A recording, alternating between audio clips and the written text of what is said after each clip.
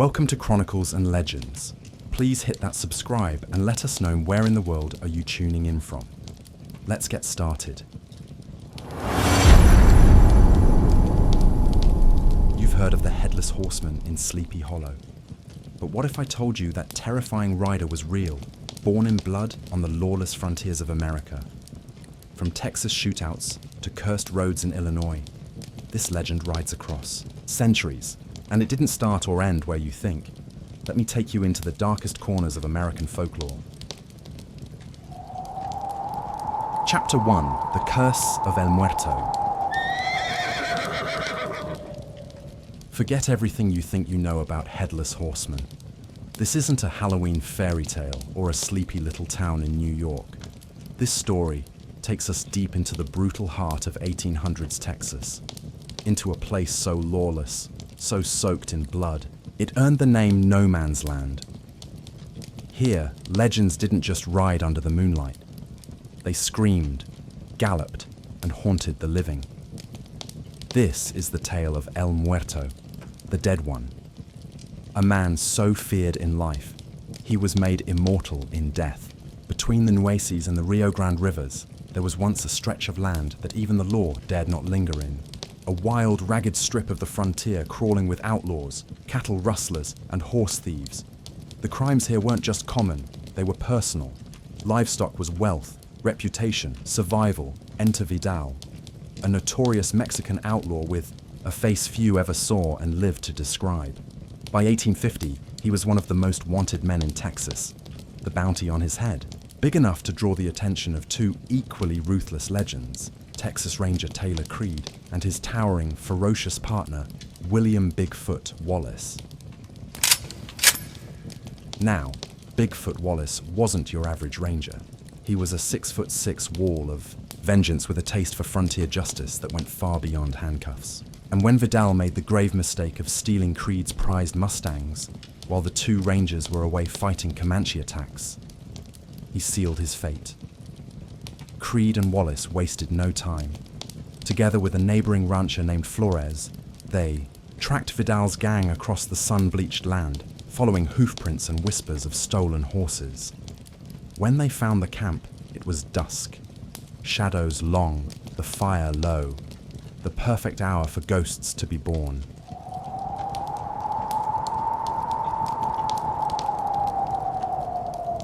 The three men waited until the bandits were asleep. Then, with grim silence, they moved in. Bullets snapped through the tents, knives glinted. By the time the sun rose, not one outlaw had drawn another breath. But Wallace, he wasn't done. This wasn't just revenge. This was a message. Bigfoot Wallace dragged Vidal's lifeless body from the ground. He pulled out his knife and severed the outlaw's head.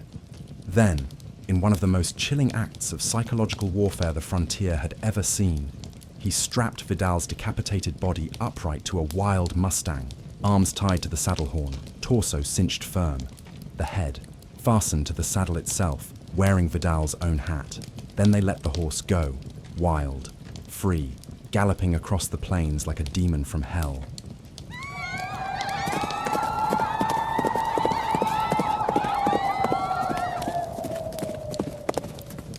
The sight was more than haunting.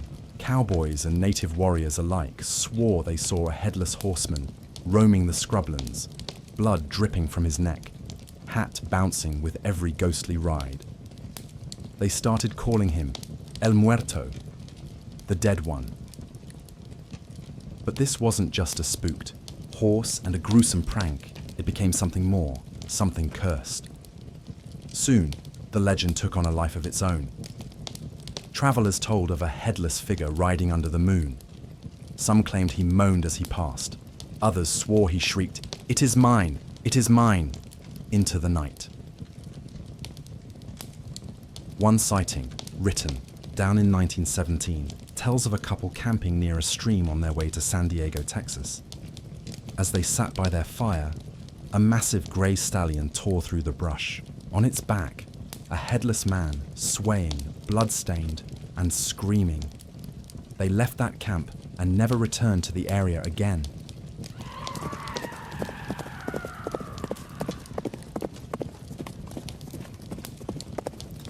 Eventually, a group of ranchers caught up with the rider. The poor Mustang was worn thin, eyes wild with fear. They buried Vidal's mangled body in an unmarked grave near the settlement of Ben Bolt. No cross, no stone. They thought the nightmare was over. They were wrong, because that very same year, soldiers stationed at Fort Ing began seeing the headless rider again. Not just near Ben Bolt, but roaming across all of no man's land. Every new sighting, deeper, stranger, more terrifying. And the worst part, they say if you see El Muerto, something evil is coming. Death, misfortune, tragedy. Some even claim the land itself rejected the body of Vidal, that he was cursed not just by the men who killed him, but by the spirits of the land he terrorized. Decades have passed. Towns have risen and fallen. Roads now run where brush once whispered. But under moonlight, out in the mesquite and cactus thickets of South Texas, people still say they've seen a figure galloping in the distance. No head, no voice. Only dust, hooves, and dread. This is El Muerto, and he still rides.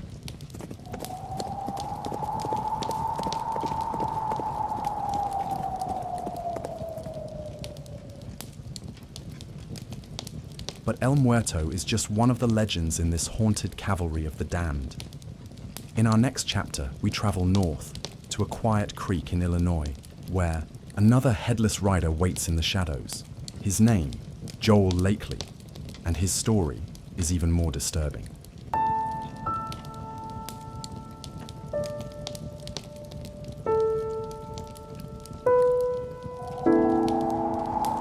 Chapter 2. The Phantom of Lakely's Creek. Some legends stay where they were born, bound to local folklore, whispered only in their hometowns. But others, they spread, like smoke, like infection. By the time El Muerto was scaring ranchers in South Texas, something equally terrifying was riding through the woods of Illinois. His name was Joel Lakely. His story, buried beneath decades of dirt, silence, and blood. In the mid-1800s, the town of Lakely's Grove was just a handful of cabins pressed against the Illinois wilderness. Farmers, hunters, isolated folk who didn't ask too many questions, and none more mysterious than Joel Lakely, a quiet, weathered man who ran a small trading post near a winding stream. Some said he was a Civil War deserter. Others believed he'd fled from a bounty back east. But one thing everyone agreed on: Joel. Lakely never smiled, never prayed, never slept with both eyes closed.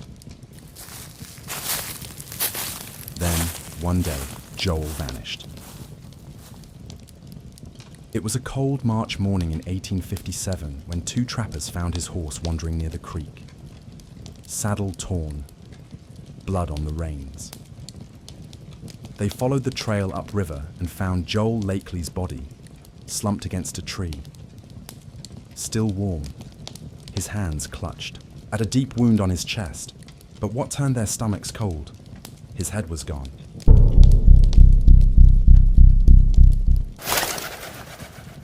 At first, they blamed a bear, but no animal took a man's head clean off.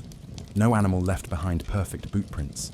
And no animal returned later that night to steal the corpse, because by the next morning, Joel's body had vanished. Just weeks later, the sightings began. Locals started hearing strange galloping noises echoing down from the creek bed. Campfires were blown out by sudden gusts of wind. Children woke screaming of a man with no face riding a pale horse through the trees. Then came the first encounter.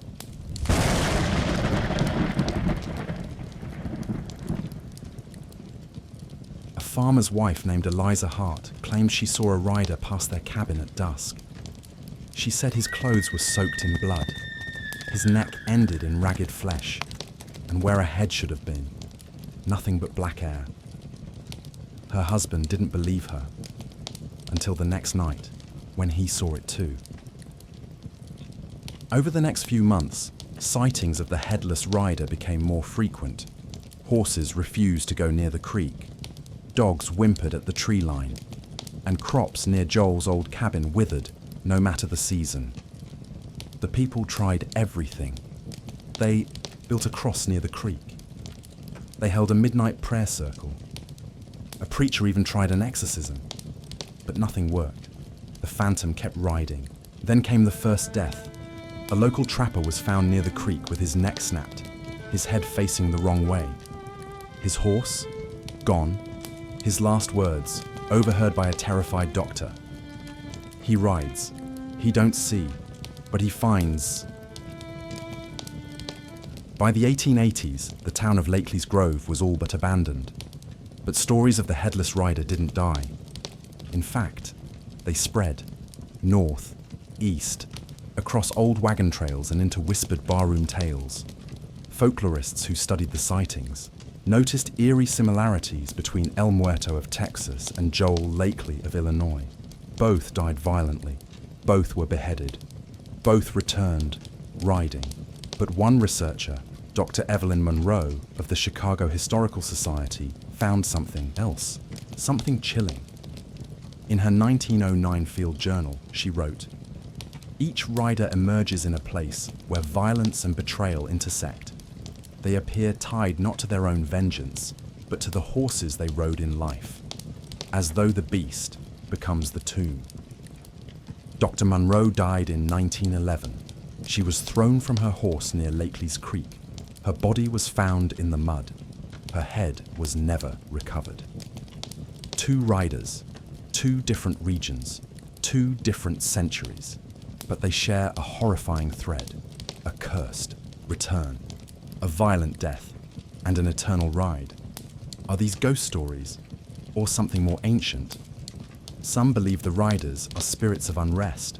Others think they're warnings, bound to return wherever cruelty on horseback is committed. But a third theory is older and darker, one rooted in ancient Celtic myth.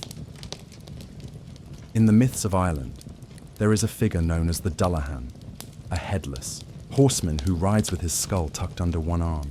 He carries a whip made from human spines, and wherever he stops, someone dies. But the most terrifying detail, the Dullahan doesn't ride alone.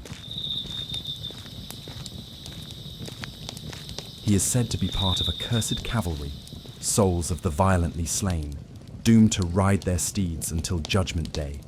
No grave can hold them, no prayer can free them. And now, stories just like El Muerto and Joel Lakely are being found all over the world, from Mongolia to Morocco, from 10th century Hungary to modern-day Oklahoma, each tale a new rider. This is not coincidence. Something is riding through history, through cultures, through blood. In our final chapter, we'll return to the beginning, to the ancient world, where we will unearth the origin of the Headless Horseman, where the line between myth and reality is finally severed. Chapter 3, The Eternal Cavalry. Before El Muerto, before Joel Lakely, before the Dullahan rode across the Irish countryside, there was a story, not written in any book, not carved on any stone, but buried deep in the bones of the earth, in the whispers of firelit mouths, in the collective memory of mankind. This is the origin, not of a man, but of a force, the eternal cavalry. The legend begins long before nations, in a forgotten age when gods walked among mortals, an age of conquest, of blood, of sacrifice. In those days, warlords believed the horse was a sacred creature, not just an animal, but a vessel, a living bridge between the world of men and the realm of spirits. And among the steppe clans of the East, there was one rider they feared above all. His name has been lost, but his title was whispered in ancient tongues. Nakarish, the rider of the red sky. He was the first to make a pact, a vow of eternal war in exchange for power beyond death. He rode without rest, without mercy. His enemies didn't just die, they vanished. And when he fell in battle, pierced through the throat by a bronze spear. His men found his horse still standing, still breathing, his body still slumped in the saddle, his head gone, and then it rode away, without him, or perhaps with him. Over centuries, this tale fractured into legend. Different cultures gave the rider different names: the Red Ghost in Mongolia, the Galloper in Norse sagas, the Dullahan in Ireland, El Muerto in Mexico, the Phantom of Lakely's Creek in the American frontier, but always the same traits: a violent death, a headless return, a horse that never tires, and a trail of death that follows.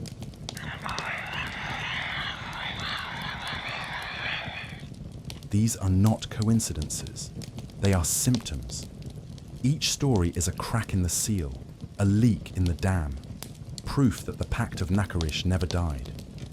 Remember Dr. Evelyn Munro, the researcher who vanished in 1911 after studying Joel Lakely? Decades later, her great-niece discovered a sealed box in her attic. Inside, field journals, old maps, and a final incomplete manuscript. One line stood out, scrawled hastily in the margins, barely legible. It is not one ghost, it is one will. It rides wherever men spill blood unjustly. It follows the scent of betrayal, of rage, of the forgotten.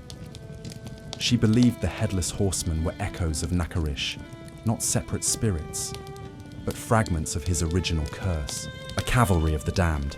Each new rider is a man who died wronged, violently, and atop a horse. Each one becomes part of the eternal cavalry. If you think this is all ancient history, think again. In 1998, a park ranger in Arizona claimed to see a rider with no face gallop past his patrol station after finding an illegal burial site. In 2009, a night watchman in Romania swore he saw a blood-soaked stallion galloping through a construction site built atop a medieval battlefield. In 2023, dashcam footage from a rural Georgia road showed a man on horseback, only visible for a second, his shadow casting no head at all. All three sites had one thing in common. They were places of violence, unmarked graves, betrayals, forgotten dead. But what does the eternal cavalry want? Why do they ride?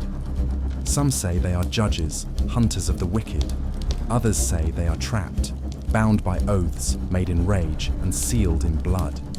But the truth might be worse, because they don't choose who sees them. They don't punish just the guilty. They appear wherever the veil grows thin, when history is forgotten, when old blood is disturbed, when the land cries out, they return. Maybe you're wondering, why am I hearing this? Because the cavalry is growing, and the more we tell their stories, the more we remember. The closer they ride, every tale retold is a spark. Every sighting, an echo of hoofbeats drawing nearer. You think you're safe because it's just a story. But stories are doors, and some doors swing both ways. So if, one night, you hear distant hooves in the dark, if your campfire flickers for no reason, if your dog won't stop growling at the trees, don't look, don't speak, don't even breathe, because one of them may have ridden for you. And if you see the horse before the rider, it's already too late.